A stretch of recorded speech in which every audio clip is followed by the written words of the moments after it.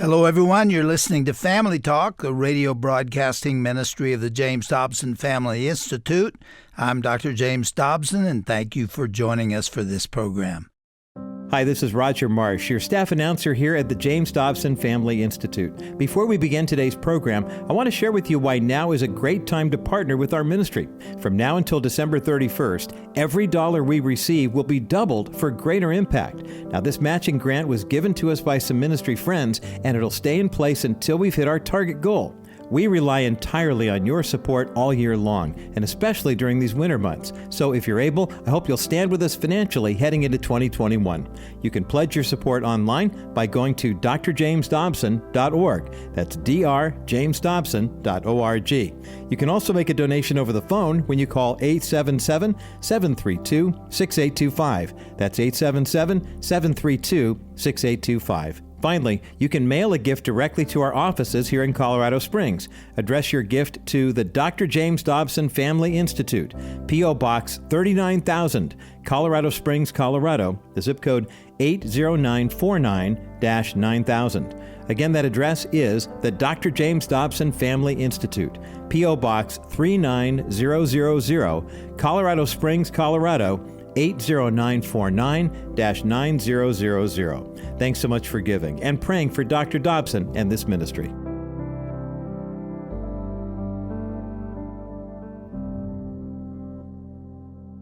Welcome, friends, to today's program. Right now, we are going to revisit another program that made our 2020 Best of broadcast list. Hope you enjoy it.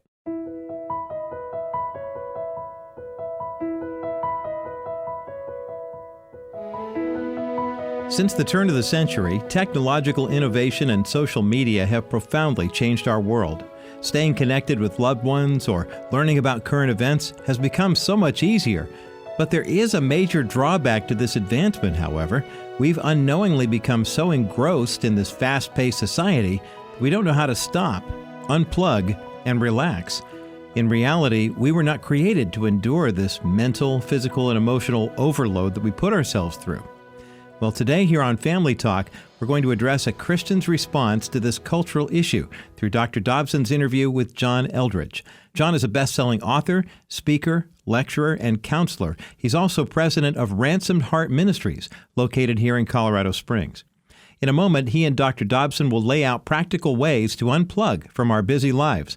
They'll also highlight the need to fully experience God in our times of rest and relaxation. There's a lot of content to get to, so let's get started. Here once again is Dr. James Dobson to reintroduce his guest on this edition of Family Talk.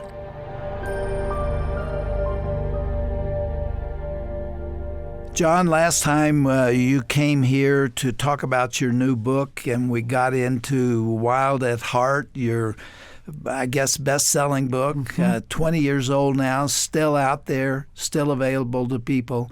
It's a must-read for men and women, and we're not going to talk about that again today, but we could talk about it for a month, couldn't we? Yeah, because we there's sure so could. much there. Yeah. But you've written a new book, and we're going to dedicate our program today to that book. It's called Get Your Life Back.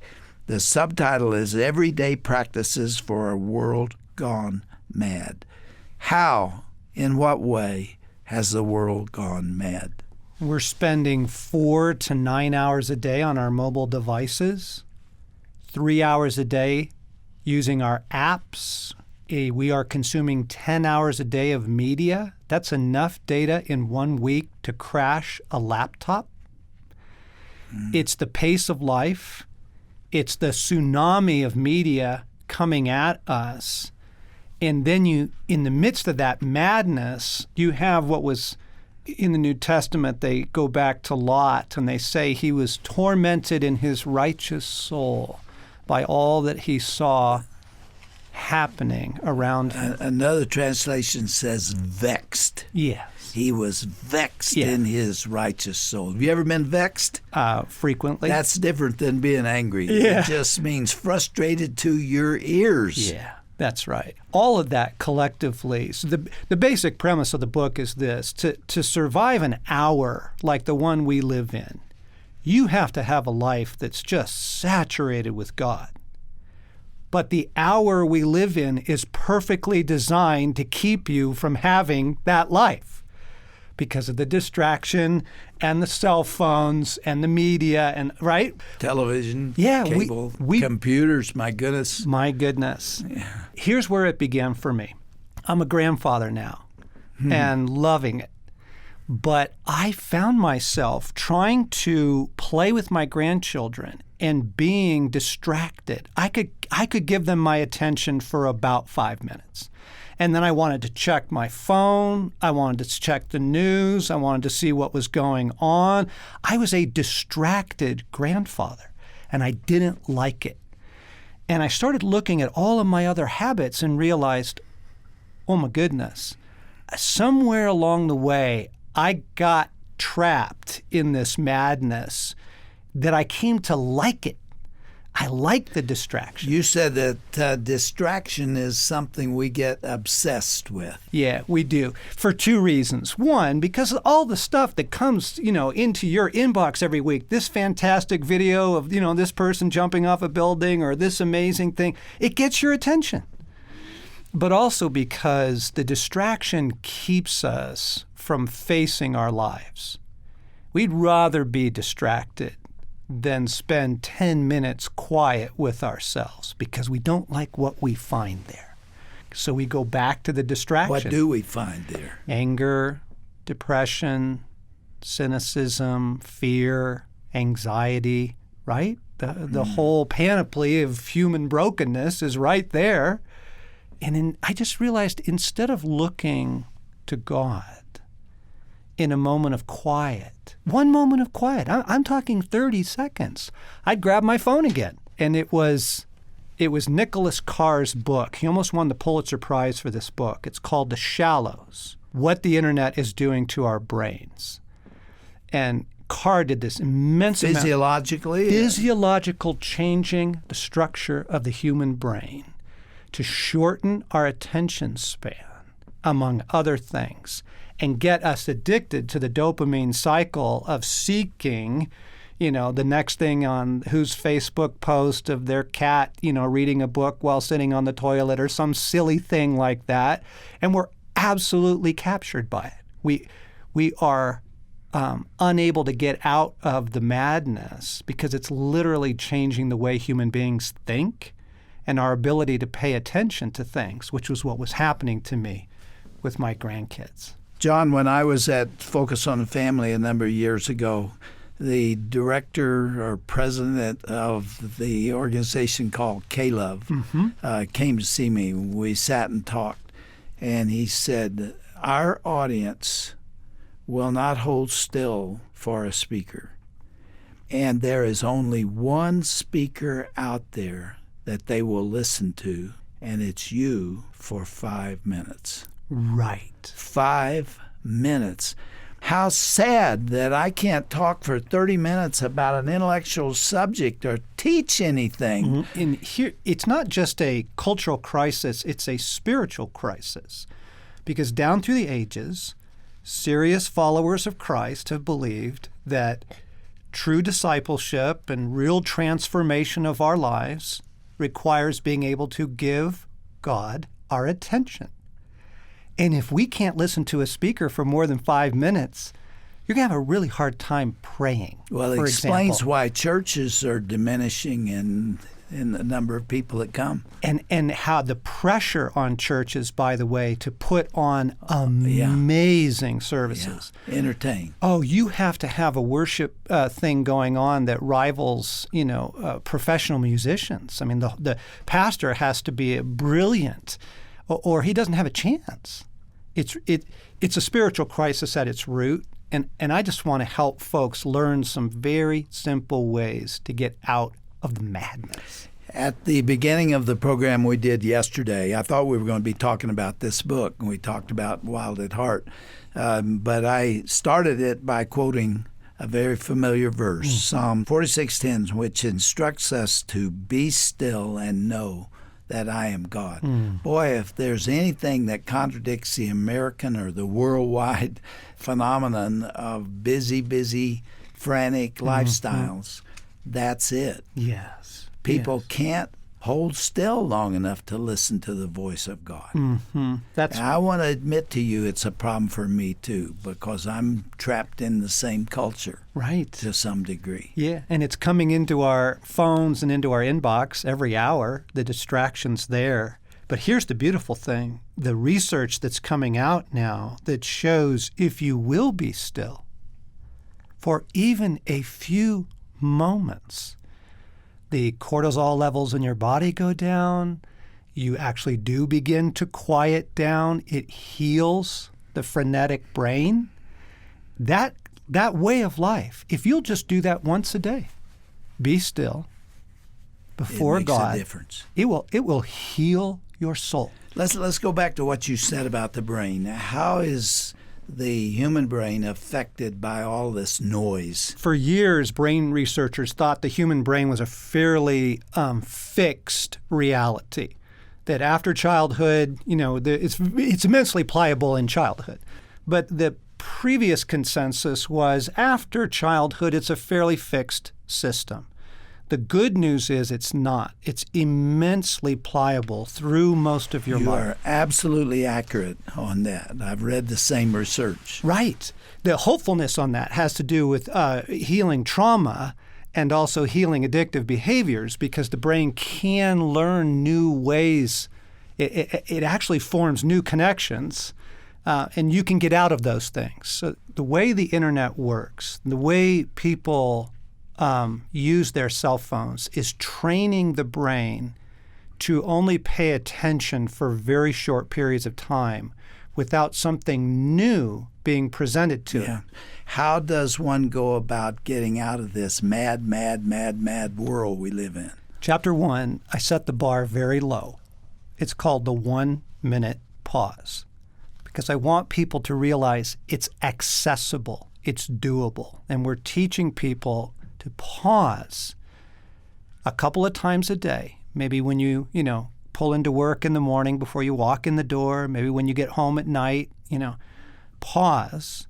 And we're teaching people 1 Peter 5, where it says, give all your worries and cares to God because he cares for you. Learning to turn it all over to the Lord. The Desert Fathers called it benevolent detachment. I can do it for 60 seconds. That's all I'm asking, okay? 60 seconds, you pause, you give Christ your attention, and you say, Jesus, I give all the madness to you. For right now, I release it to you. My field is child development, and I am very interested in how you protect kids from the madness that you're talking about. Okay. If you watch videos for children, cartoons included, it is flash. We're teaching children to be addicted to that kind of speed. Exactly. So here's the fun answer. The answer for kids is the same as adults, by the way. It is nature. Get outside. Your soul was literally, including your brain, was designed to live in the world God created. And things like sunlight, okay, and the actual sounds of nature, birds chirping, stream, rain, snowfall, Wind. Yes, that is what heals the human soul. And so the big request is get kids back outside. The World Health Organization announced 10 years ago now. So it's worse. We spend 93% of our lives indoors, including childhood. So that if you live to be 100, you will have spent 93 of those years. And most of them in an urban environment. Yes. Where they don't get outside. I had a chance to go to Texas. I was on a ranch there. Man, I experienced what you're talking about, just being there. I was there, Shirley and I were there for 4 days, and I absolutely loved it. Yes. Because there was something healing about it. Isn't it? But most people don't have a chance to do that. But even the research shows even a 20-minute walk outside lowers the cortisol levels in your body. Okay, so you can. I work in an office building. But what I do is I go outside every day and walk around the building. I just take a walk outside. Pay attention to what the weather's doing. let the wind kiss your cheek. Like one of the rescues is in the world God made. Nature heals the human soul. Cortisol is the hormone that affects the brain and puts you on an alarm reaction state. Yes. You're not able to relax when you're under the pressure of that hormone. Yes. You're telling me that just being outside reduces that level. It does significantly. Hormonal activity. So does pausing, so does practicing the psalm that you read, just being still. Our whole world right now triggers the fight or flight mechanism all day long. It's just that it's got everybody on hypervigilance. Well, we can make choices to get out of that. Many of my friends are choosing to cut their social media use in half. In fact, a number of them have actually gotten off social media altogether. You actually can make choices. The difference here is that this isn't persecution. You actually have a choice. We're not locked up. We're not in concentration camps. We could actually make choices about this madness, and you can get your life back really rather easily. One of them that I've done very successfully is I have refused to text. I'm the only person I know that will not do it. I see people, clinking away on their cell phones, texting each other. It's slow and it absorbs them. I mean, it absolutely absorbs them. And I just will not do it. I got big hands. I don't like to hit keys anyway. So I just decided I'm not going there. It frustrates people because they try to get to me that way, and I don't even know that they have texted me. But C.S. Lewis also considered himself to be a dinosaur, and he was a man who changed his time. So you hold fast to that. Now, to that. I'm on the emails, so that's just another form. Yeah. When you've got it in your pocket and your phone rings all the time, it consumes you. So here's another simple step. Just turn off notifications, folks. You can check your phone at reasonable times during the day, right? You can go, from a meeting to lunch and check your phone. You don't need notifications on 24/7 pushing things at you. Here's the latest weather alert. Here's what your, mom just posted on Facebook. Here, you don't need that stuff. It's really quite simple. Going back to children, how in the world do you control that? Because everybody they know is carrying a cell phone. Get them a flip phone. Don't give them a smartphone, folks. And the technology actually is starting to swing the other direction. I think smart businessmen and entrepreneurs are recognizing there are parents that want an alternative route. And so there are phones that will give you access to some things, but not everything. Great idea. Right? It's brilliant. Okay, you can still get a hold of mom and dad, but you do not need access to the internet. So here's one of the things we did. We actually developed an app because we know people live on their phones. This is it. I can't change the world in the snap of my fingers. So we developed an app called the 1 Minute Pause. It's free.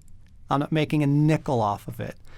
And it guides people through 60 seconds of prayer and turning their attention to God. How do they get it? Yeah, get on the App Store. It's for iPhones and Android. It's absolutely free. It's called 1 Minute Pause. And we made the sponsor of it my ministry, so it's not even connected to me. It's Ransomed Heart is our ministry. So it's just 1 Minute Pause by Ransomed Heart. And it is this beautiful time of prayer of turning our attention to Jesus. John, where does this lead? If we go faster and faster and faster, is it like an automobile engine where if you keep the pedal all the way to the floor, you'll eventually burn that engine out? Will there come a point of mass chaos if we don't get control of it? I don't think it will be chaos. I think it will be breakdown. I think human beings are finite. We were made immensely dependent by God. And I love this. You have to sleep every day. You have to drink water. You have to breathe air. All of our creation was intended to show us how dependent we are on our Creator so that we would turn to Him and walk with Him. I think what's happening already, in the incidences of depression and anxiety and the suicide rates, you're just watching humanity saying, I can't take it. I can't keep up. I just can't do it. And I actually think that's a good thing for people to get to the place that they say, I can't keep up. There's one illustration that means a lot to me. Jesus came down from the hill where he'd been praying, and he came to the seashore, and there were masses of people there to be healed. Mm-hmm. Who knows what diseases they had? Do you remember what he did? He walked past them and got in a boat and rowed off. Mm-hmm. All these people that need him, some of them were dying. Yes. He had had enough. He knew he had come to a point where he needed to regenerate and to be alone. Yes. I've thought a lot about that. Have you ever heard that illustration before? I love it. I love it. I use it in my book. Jesus says, come to me, all you who are weary and heavy laden, and I will give you rest. Christ knows what madness is like. I mean, there's thousands of people trying to get his attention, right? The constant crowds. It said at one point he could not go into the villages anymore. He had to sleep out in the woods. So he knows what it means to be hard pressed.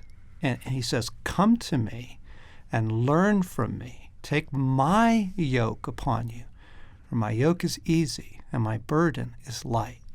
Since we read that there in the scriptures and we know it and believe it, God knows that we need rest too, doesn't he? Yes, he does. Many ministers absolutely break their health because they can't slow down. Mm-hmm. Mrs. Jones is always in the hospital. Mm-hmm. My dad did that at 39 years of age. He was an evangelist, and he did 22 revivals per year. And he got so worn out and tired. In those days, the evangelists lived with the pastor. Right. And he had kids who stood at the doorway while he was getting ready for bed. Mm-hmm. I mean, his life was really very difficult. And then he had to travel, and he traveled in a car. And at 39, his health broke. Mm. It was an emotional breakdown, but it was actually a neurological thing. Mm-hmm. It took him 2 years to get out of it. I've seen up close and personal what happens when you abuse a human body, even with good things. Right, which is why chapter 2 in the book is called Benevolent Detachment, learning to let it go. Right, we get caught up in people's drama. We get caught up in the cultural drama. And at some point, we have to recognize we are not God. We can't save the world. We can't even carry it. And learning good people with tender hearts and good consciences carrying way too much. And learning to truly, 1 Peter 5:7, cast all their cares upon the Lord. Have you tried to do that, John? Every day. You have been a well-known speaker and writer, and there's no end to what you could be doing. And people are calling you and asking you to come and speak and asking you to hold conferences. I know a little bit about that world because I've been there. Right. Have you ever just sat down with your wife and said, wait a minute, let's talk this thing through? This is not right. We're going too fast. We're working too hard. Let's see what we can change. Have you ever done that? Last May. Really? And we took June off, and we said to our team, we're not well. We're actually burnt out. And we can't keep running at this pace. We've got to get away and rest and recover and realign. And then when we come back, we have to relook at our schedule. Because again, I'm the one saying yes to most of this stuff. Yeah. Most of it is choices we can make. That's the hopeful part of this. Once you get it under control, guess what happens? It creeps up on you again. And you have to do it again and again and again. That's right. Well, we've been talking to John Eldredge, New York Times best-selling author. His new book is called Get Your Life Back. That's what we've been discussing, everyday practices for a world gone mad. John, this is good stuff. Thanks for being with us for 2 days. I love talking to you. Yeah, Let's do it again. I'd love to. Thanks for having me. God bless you, my friend. God bless you all here.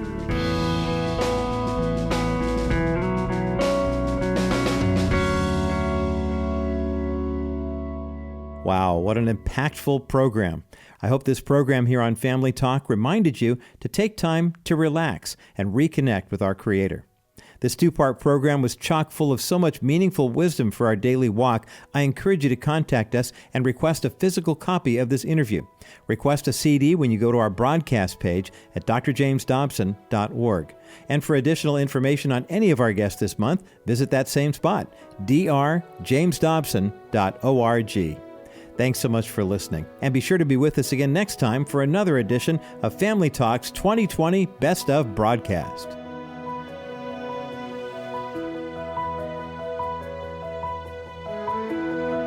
This has been a presentation of the Dr. James Dobson Family Institute.